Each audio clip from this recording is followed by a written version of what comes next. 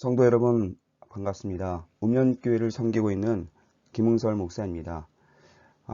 오늘 말씀은 요한복음 4장 1절부터 26절까지 있는 말씀을 통해서 십자가의 복음으로 장벽을 허물라 라는 제목을 가지고 여러분들과 함께 은혜를 나누고자 합니다. 오늘 우리가 본문에서 살펴보고 있는 이 사마리아는 소위 나쁜 이름의 대명사라고 할 수 있습니다. 사마리아는 유대인의 피해 순수성을 완전히 잃은 지역이었습니다. 왜냐하면 이방의 아수르와 유대인의 혼혈로 생긴 민족이 바로 사마리아인이기 때문에 그렇습니다. 그래서 유대 사람들은 사마리아 사람들을 어떻게 취급했느냐 하면 종으로 여겼습니다. 사생아 취급했다는 얘기죠. 그러다가 느헤미야와 에스라가 바벨론에 포로되었던 이스라엘 백성들을 이끌고 예루살렘으로 돌아오게 되는데, 돌아와서 그들이 성전을 재건하려고 했습니다. 그런데 이 사마리아 사람들이 이방인들과 짜고서 이 성전 재건하는 일을 방해했습니다. 그러다 보니까 유대인들이 이 사마리아 사람들을 소위 민족의 배신자로 여겼고 언약의 파괴자로 여겼던 것입니다. 그래서 유대인들은 이방인들보다도 특히 이 사마리아 사람들을 더욱더 미워했습니다. 자, 이런 식으로 이 500년 넘게 서로 교류도 하지 않고 상종하지 않는 그 역사가 계속되었던 것입니다. 자, 이렇게 이 역사적인 배경이 그렇고요. 기록에 따르면 어떤 유대인이 집안으로 사마리아 사람을 들였다고 합니다. 그랬더니 그 동네 사람들이 그 집안의 자식을 잡아다가 노예로 팔아버린 일이 있었습니다. 그런데 많은 사람들이 그것을 당연한 일로 묵인해 주었습니다. 그래서 이스라엘 백성들 가운데에는 이 사마리아 사람들과 같이 교류하는 자의 그 자녀들은 노예로 팔아도 무방하다라고 하는 소위 불문율이 생기게 되었던 겁니다. 그래서 이스라엘 사람들이 사마리아 사람들과 상종하는 것은 자기뿐만 아니라 자기 자식의 신세까지 망치는 것으로 생각되었던 것입니다. 그래서 상종을 안 합니다. 자, 유대인들은 사마리아 사람들과 상종하기를 꺼려서 유대에서 갈릴리로 갈 때도 사마리아를 바로 통과하지 않고 요단 동편으로 우회해서 가는 새로운 길을 만들어냈습니다. 자, 이렇게 예수님 당시에 사마리아에 대한 그 평판과 인식이 바로 이러했다 그런 겁니다. 그러니까 소위 인종적인 그런 장벽이 있었던 것입니다. 우리들에게는 우리가 상상할 수도 없는 또 하나의 장벽이 존재하고 있었습니다. 자, 이 장벽을 설명하기 위해서는 우리가 창세기로 좀 거슬러 올라가야 됩니다. 자, 우리가 아시다시피 아담과 하와는 하나님께 반역함으로써 예덴 동산에서 쫓겨나게 되었습니다. 그런데 사실 더 큰 피해를 입었던 것은 남자라기보다는 여자였습니다. 타락한 이후에 여자는 어떤 사회에서나 어떤 집단에서나 차별을 받고 거의 인간 대접을 받지 못했습니다. 우리가 잘 아는 고대의 유명한 철학자 아리스토텔레스가 있습니다. 근데 이 아리스토텔레스조차도 여자에 대해서는 이렇게 평가를 합니다. 뭐라고 얘기하느냐? 만일 여자가 자기 남편과 동등하다고 주장을 한다면 그것은 마치 노예가 자기 성전과 동등하다고 하는 것과 마찬가지다. 이 여자들의 이런 행동은 결국 사회 질서를 무너뜨리고 말 것이다. 이것이 바로 서양 철학자들이 스승으로 여겼던 아리스토텔레스의 평가입니다. 자, 유대의 남자들이 하루에 3번씩 반복하는 기도문이 있습니다.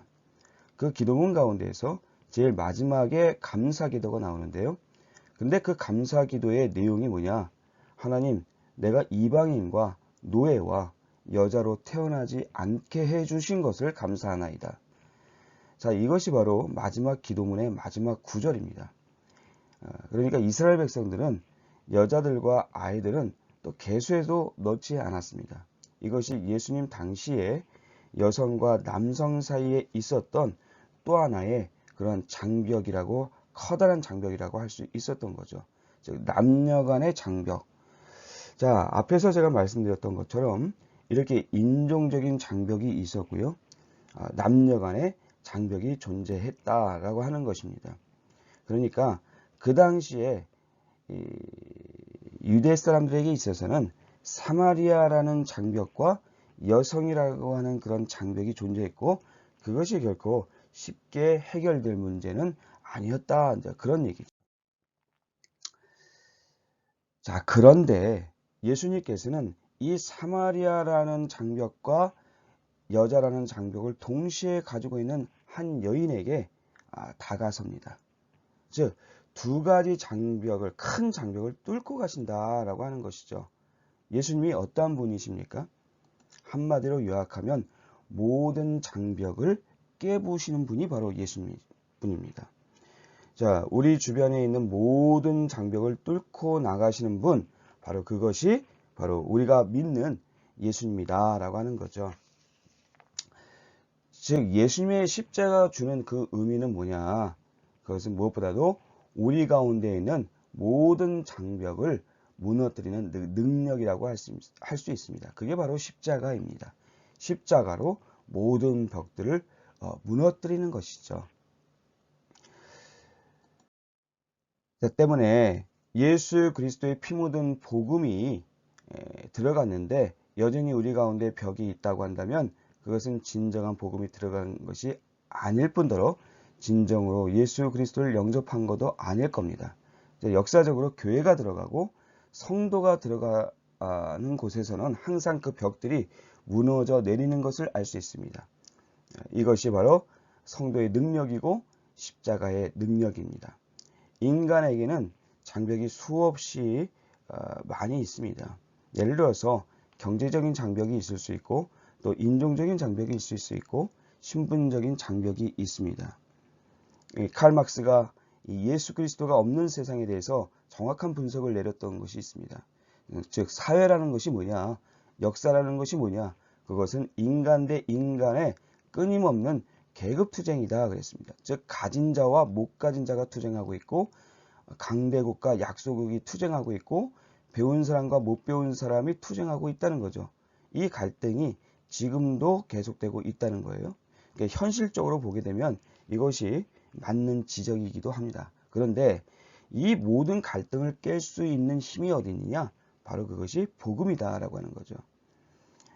초대교회 당시의 최대 악은 노예제도였습니다. 그런데 이상하게도 성경 어디를 보아도 노예제도가 잘못되었다, 노예제도를 폐지해야 된다, 이런 구절이 없어요. 그래서 많은 식자들은 이런 불만을 갖게 됩니다. 도대체 성경은 왜 이 사회의 모순에 대해서 왜 이렇게 침묵하느냐?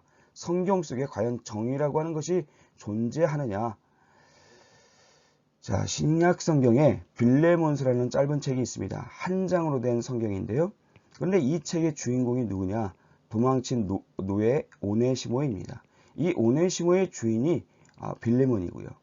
오네시모는 주인에게 많은 손해를 끼치고 도망을 쳤습니다. 그런데 어쩌다가 로마에서 사도 바울을 만나게 되었습니다.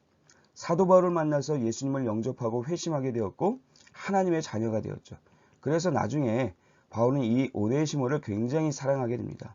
빌레몬서에 보니까 이 오네시모를 이렇게 묘사합니다. 내가 갇힌 중에서 낳은 아들 오네시모, 이렇게 말하고 있습니다. 자기 아들이라고 말하고 있습니다. 오네시모를 갇힌 자 중에서 낳은 아들이라고 하면서 빌레몬에게 쓴 편지가 바로 빌레몬서입니다. 빌레몬에게 뭐라고 얘기하냐면 노예제도가 잘못되었어, 그러니까 당장 오네시모를 해방시키쇼, 이렇게 말하지 않습니다. 빌레몬서를 읽어보면 어떻게 말하고 있느냐? 빌레몬, 사랑하는 빌레몬에게 이 편지를 씁니다. 당신에게 내가 오네시모를 돌려보내겠소. 오네시모가 빚진 것을 내가 다 갚아주겠소. 그런데 한 가지 말하고 싶은 것은 이 오네시모가 변화되었습니다. 복음을 받아들이고 하나님의 자녀가 되었습니다. 때문에 더 이상 이 오네시모를 당신의 종으로 볼 것이 아니라 그리스도 안에서 한 형제로 받아들이기를 원하오. 이것이 바로 빌레몬서입니다. 즉, 이 사도 바울의 접근 방식은 뭐냐? 얼음을 깨부시는 것이 아니라 뜨거운 탱으로 얼음을 녹게 만드는 방법이었다, 그런 얘기입니다. 즉 빌레몬의 마음속에서 노예제도를 가능케 하는 모든 악한 구습들이 녹아져서 없어지기를 원했던 거죠. 여러분, 이것이 바로 성경적인 그런 접근입니다. 결국 빌레몬과 오네시모 사이의 형제 관계가 성립이 되죠. 저는 그리스도인의 힘이 바로 여기 있다고 생각합니다. 형제 의식이 생기기 때문에 벽이 무너지는 거죠. 왜 우리 가운데 이 벽들이 무너지지 않느냐? 그것은 바로 형제 의식이 없기 때문에 그렇습니다. 다시 말해서 우리 주위의 사람들을 바라보는 영적인 시각이 없기 때문에 벽들이 무너지지 않는 거죠. 여러분, 바라기는 복음으로 성도 가운데 반드시 제거해야 될 이 벽들을 깰 수 있는 권능의 사람들이 되시기 바랍니다. 이것이 바로 복음의 능력입니다. 그래서 나중에 어떤 일이 벌어지느냐? 빌레몬과 오네시모 사이에 있던 벽이 다 무너져 내리죠. 왜 그렇습니까? 그리스도 복음 안에서 한 형제가 되었기 때문에 그렇습니다. 저는 목회 가운데 하나의 꿈이 있습니다. 그건 뭐냐면 성도들을 말씀으로 잘 훈련시켜서 영적으로 눈을 뜨게 만들고 하나님의 나라의 일을 함께 만들어 가는 것입니다. 그런데요, 사실 솔직히 말씀드리면 자괴감에 빠질 때가 종종 있습니다. 왜냐하면 그렇게 오랜 시간 동안 복음으로 변화받았다고 하는 사람들의 그 인격이 솔직히 말해서 그리스도의 인격적인 모습으로 잘 나타나지 않기 때문에 그렇습니다. 여전히 그 마음에 미움이 있고 또 그 말 속에서 그리스도의 향기가 좀처럼 나타나지 않는 겁니다. 여전히 다른 사람들, 형제를 찌르고 자매를 찌르고 여전히 무책임한 행동을 하는 사람들이 종종 우리 주위에 있기 때문에 그렇습니다. 도무지 그리스도인의 그 빛을 비추는 모습이 아니라는 것을 많이 깨닫게 됩니다. 이것은 절대로 성도의 모습이 아니죠. 여러분, 우리가 아무리 많은 일을 한다 할지라도 우리에게 예수 그리스도의 그 인격적인 모습, 예수 그리스도의 향기가 나타나지 않는다라고 한다면, 아니 몸부림조차 시도할 생각이 없다라고 하는 것은 이것은 하나님 앞에서 실패한 인생일 수밖에 없습니다. 마태복음 7장에 보면은 심판날에 많은 사람들이 주님 앞에 나와서 이렇게 말합니다. 내가 주의 이름으로 선지자 노릇했습니다. 내가 주의 이름으로 귀신을 쫓아냈습니다. 내가 많은 권능을 행했습니다. 그래서 내가 칭찬받을 줄 알았습니다. 그런데 그 얘기를 듣고 주님께서 뭐라고 말씀하시느냐? 한마디로 내가 너희를 도무지 알지 못한다 그랬습니다. 예수 그리스도의 이름으로 선지자 노릇해도, 예수 그리스도의 이름으로 귀신을 쫓아내도 우리가 그리스도의 인격으로 변화받지 못한다라고 한다면 예수님은 너희를 도무지 알지 못한다라고 말할 수 있다, 그런 얘기입니다. 이거는 예수를 믿는 사람으로서 정말 두려움으로 받아들여야 될 말씀입니다. 여러분, 우리가 그런 면에서 좀 균형을 이루는 성령의 사역이 필요합니다. 성령의 사역은 두 가지가 있습니다. 하나는 외적인 사역입니다. 이 사역은 능력이 나타나서 귀신을 쫓아내고 질병을 몰아내고 마귀의 능력을 멸하는 것입니다. 그런데 또 하나의 사역이 있습니다. 그것은 뭐냐면 내적인 사역입니다. 이건 뭐냐면 우리의 심령을 변화시켜서 우리 안에 예수 그리스도의 모습이 인격적으로 드러나게 만드는 것, 그리고 성령의 열매를 맺게 만드는 것이 바로 이게 성령의 내적인 사역입니다. 그런 면에서 그동안의 한국교회의 사역은 어떤 의미에서 쩔뚝발이 사역이었습니다. 즉 외적으로 강력했을지 모르지만 우리의 내적인 사역인 그리스도의 인격을 담는 면에서는 목사로부터 시작을 해서 성도들에게 이르기까지 너무나도 부족한 부분들이 너무나 많다는 것을 우리가 좀 반성을 해야 됩니다. 그런 면에서 여러분, 균형을 이루는 성령의 사역이 필요하다, 그런 이야기입니다. 교회 안에서 하나 되지 못하고 서로 나눠지는 일이 있다고 한다면 교회가 커지면 커질수록 심각한 문제만 안게 될 것입니다. 교회 역사를 살펴보게 되면 교회가 바로 이 벽들을 허물고 나아갈 때 그때 교회가 강력해졌고 교회의 영광이 드러난 것을 알 수 있습니다. 역사적으로 보면 예컨대 웨슬리가 일으킨 부흥의 특징이 무엇입니까? 그 당시 교회가 부자들에게만 복음을 증거했습니다. 깨끗한 사람들, 웬만큼 사는 사람들만 교회에 갈 수 있었습니다. 웨슬리는 이것을 가슴 아파했습니다. 이것은 진정한 교회의 모습이 아니죠. 그래서 예수 그리스도의 복음을 들고 광산으로 나갔습니다. 즉 아름다운 교회 강대상에서 설교한 것이 아니라 사과 객적을 쌓아놓고 그것을 보자기로 덮고 거기서 말씀을 증거하기 시작했습니다. 즉 신분의 벽이 무너지는 순간이었습니다.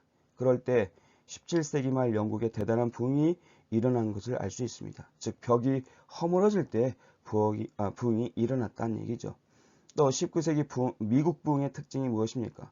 과거에는 백인들만 예수를 믿어야 되는 줄 알았습니다. 그런데 19세기 말에 미국에서 부흥운동이 일어났죠.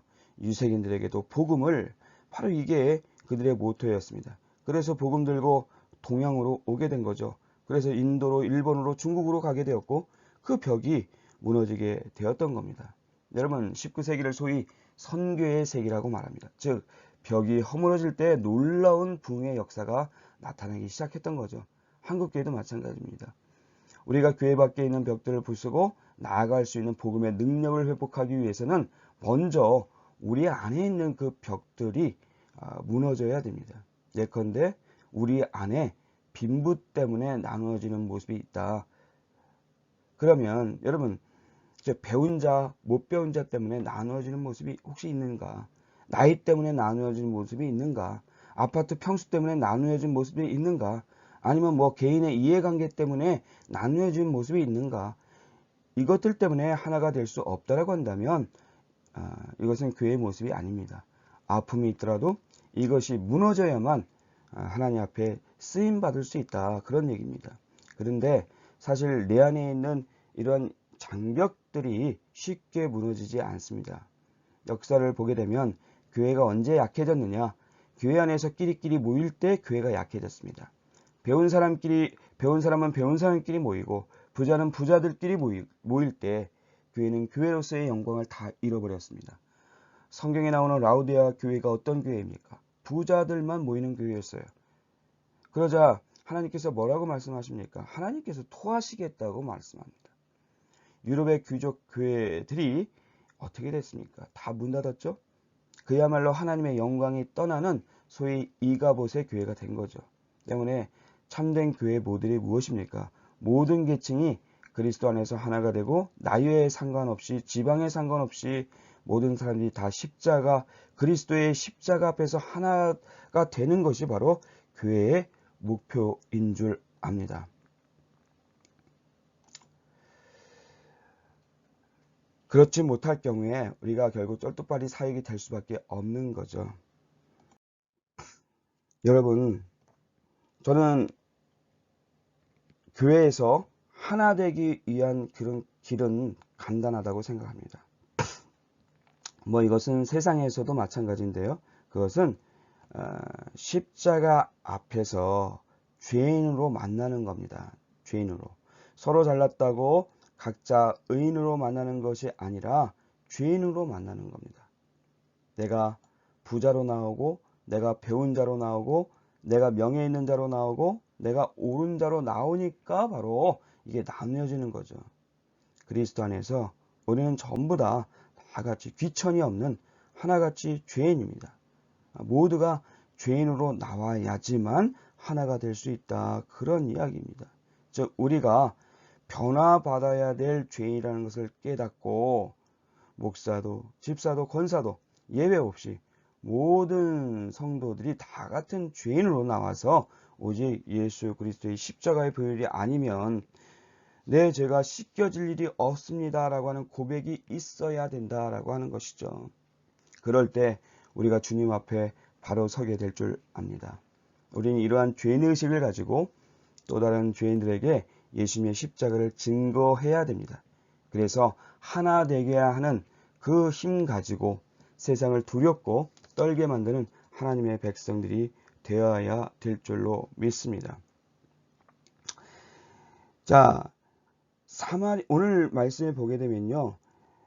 사마리아 여인에게 목마름의 문제가 있습니다.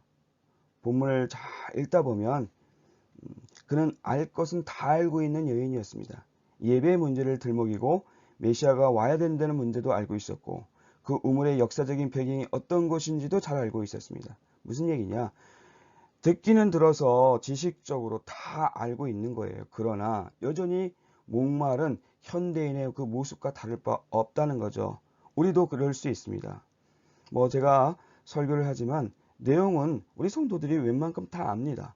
성경의 스토리는 웬만큼 다 안다고요. 그런데 여전히 목마릅니다. 왜요?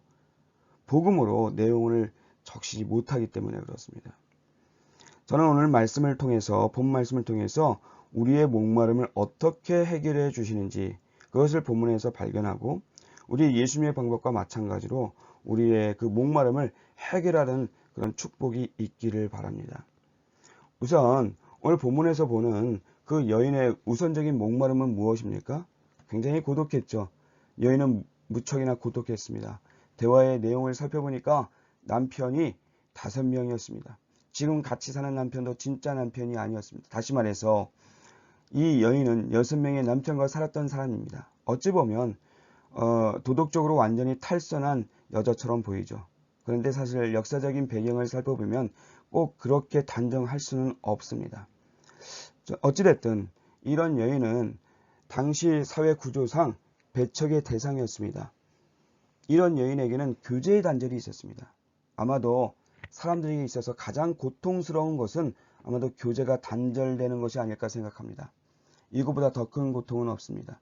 그래서 이 여인은 다른 사람들이 물길로 오지 않는 6시에 우물가로 나옵니다. 유대 시간에 6을 더하면 지금 우리의 시간이 됩니다. 그러니까 여인은 난 12시에 우물에 나온 셈이죠. 난 12시에 물을 길러 온 겁니다. 가장 더울 때 아닙니까? 자, 이렇게 더울 때 누가 물 길러 오겠습니까? 그런데 왜 그때 물 길러 왔느냐? 왜 그러냐 하면 다른 사람들을 만나기 싫었기 때문이죠. 왜냐? 조롱과 배척의 대상이었기 때문에 사람 만나는 것이 싫은 겁니다. 그래서 자기 혼자 가서 모든 일을 다 하려 했던 거죠. 그런데 우리에게도 사실 이러한 고독이 있습니다. 예컨대 우리가 하나님 앞에 나와서 뭔가 나올 때 답답함이 있는데 사람들이 나에게 위로가 되지 못하고 도리어 사람들의 조롱거리만 되고 걸림돌이 되어서 사람을 만나기가 싫어질 수 있습니다. 내 안에 문제가 있고 어려움이 있을 때 적어도 우리는 교회에 나와서 성도를 만나서 위로받을 수 있어야 됩니다. 그런데 우리가 어떠냐?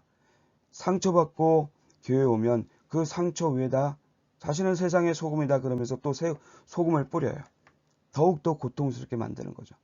그리고 내 모든 약점을 여기저기에 대고서 나팔을 불어댑니다. 이것이 현대 교회의 모습입니다. 위로가 없는 거죠. 이것이 바로 우리 고독의 뿌리일 수 있습니다. 이 고독의 문제는 수가성 여인만의 문제가 아니라 유사 이래로 존재했던 문제였다 그런 얘기죠. 예컨대 선악과로 말미암아 인간이 범죄했죠. 먼저 하나님이 아담에게 묻습니다. 너 왜 먹지 말라는 그 선악과를 먹었느냐? 아담이 뭐라고 대답합니까? 하나님이 나에게 주셨던 그 여자가 먹으라고 해서 먹었습니다. 아마도 그 이야기를 들었을 때 하와가 얼마나 큰 배신감을 느꼈을 거예요. 도대체 내가 믿고 사는 남자가 저럴 수 있느냐? 모든 것이 다 제 잘못입니다 하면서 자기가 다 책임질 줄 알았는데 자기 잘못은 인정하지 않고 배우자에게 모든 죄를 전가하는 그런 일들이 벌어진 거죠. 사실은 이것이 실제로 세상의 모든 사람들의 사용의 방식의 모습입니다. 전부 다 다른 사람 탓을 합니다. 저 사람 탓이라는 거죠. 자기는 문제가 없다는 겁니다. 모두가 다 저 사람 탓이라는 겁니다. 쟤 때문에 그랬습니다. 저 사람 때문에 그렇습니다. 저 사람 때문에 내가 넘어지는 겁니다. 우리 하나님의 교회에서 진정으로 이 고독의 문제가 해결되려면 우리가 우리 자신을 내어놓고 죽을 수 있는 사랑이 있어야만 비로소 이 모든 문제를 해결받을 수 있습니다. 제가 언젠가 한번 이런 비유를 든 적이 있습니다. 교회에 보면 꼭 개바구니처럼 되어 있습니다. 개바구니에는 뚜껑이 없습니다. 왜 그렇습니까? 한 마리의 개가 올라가려고 하면 밑에서 다른 개가 툭 치고 칩니다. 떨어지면 또 한 마리의 개가 올라가려고 합니다. 그러면 또 다시 툭 하고 다른 개가 쳐서 떨어지게 됩니다. 그래서 개바구니에 개를 2마리 이상 넣으면 그 개는 평생 나갈 수 없다고 그래요. 저는 이거 보면서 이게 혹 우리가 사는 인간의 모습이 아닐까 하는 생각이 들어요. 다를 바가 없는 거죠. 한 사람의 성도가 커져가려고 하면 더 밀어주고 나보다 더 나은 존재를 만들려는 모습이 없고 계속해서 쳐서 쓰러뜨리는 모습만 있는 거죠. 나보다 앞서 나가는 것을 도무지 참지 못하는 거죠. 나보다 앞서 나가는 모습을 보면 울분을 참지 못하는 것이 성도의 모습이 되어버린 거죠. 이것이 바로 하나님의 그 교회의 병든 모습이라 할 수 있습니다. 여러분, 어떤 성도가 가장 위대한 성도일까요? 저는 자기 주변에 있는 사람들이 자기보다 앞서가게 만드는 성도가 복된 성도라고 생각합니다. 다른 성도들의 발을 씻겨줄 수 있는 성도가 복된 성도입니다. 이제는 그래서 교회 문화가 좀 바뀌어야 됩니다. 그래서 저는 목회하면서 하나의 원칙이 있는데요. 다른 사람들의 그 걸림돌이 되는 그런 사람들, 절대로 중직을 맡으면 안 됩니다. 다른 사람들의 앞길을 가로막는 사람들은 절대로 그 교회의 일꾼이 되어서는 안 됩니다. 저는 자신이 죽을 줄 알아야 되고, 다른 사람보다 좀 늦게 갈 줄 알아야 되고, 다른 사람을 좀 세워줄 줄 아는 그러한 그리스도의 모습을 지닌 사람이 진정한 그 교회의 일꾼이라고 생각을 합니다. 이것이 바로 하나님의 원리라고 생각합니다. 여러분, 이제 말씀을 정리하려고 합니다. 예수 그리스도라고 하는 진정한 십자가의 복음을 여러분 경험하시기 바랍니다. 그래야 그 십자가의 복음을 경험해야 내 안에 있는 여러 가지 장벽들을 깰 수가 있습니다. 십자가의 복음으로 내 영혼을 적셔야 내 인생의 장벽을 깰 수 있고 목마름을 해결할 수 있습니다. 십자가의 복음으로 막힌 담을 허무신 그 주님 앞에 우리가 정직하게 서서 영혼의 해갈을 받는 저와 여러분 되시기를 주의 이름으로 축원합니다.